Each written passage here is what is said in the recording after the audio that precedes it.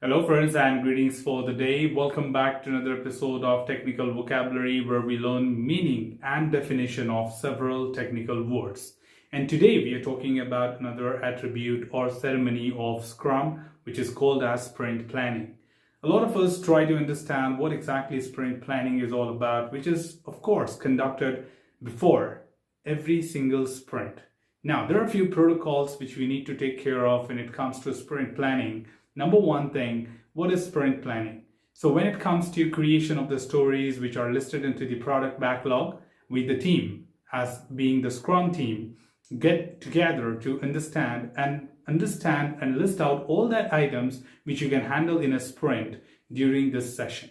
So during the sprint planning, the product owner will explain to you what are the stories which are on the highest priority on the product backlog, and the team will try to ask any necessary questions during this session and get it clarified. If there are any dependencies, will be removed, and then the story will be picked up for processing in an upcoming sprint. Right? So probably, example, if the sprint 1 is ongoing right now and about to complete, we can conduct the sprint planning session probably on Thursday or Friday before kicking off with the sprint 2. Here, each member of the Scrum team is required to be participating there. It's not optional for any one of them, including the developers, architects, testers, and the Scrum Master with the product owner as well.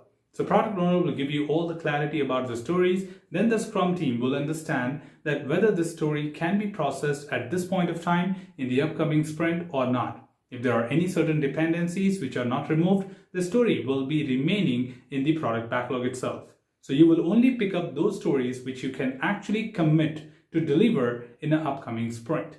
So during the sprint planning, you will shortlist your set of user stories which you can actually process during the upcoming sprint.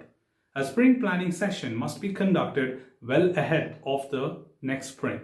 It is not something which happens on the first day of the sprint, or it does not happen much earlier, like 2 weeks in advance for the upcoming sprints. So it should be done quite just early, maybe a day or 2 or 3 in advance for the upcoming sprints. During the sprint planning, we also get to understand what exactly are our commitments and story distributions.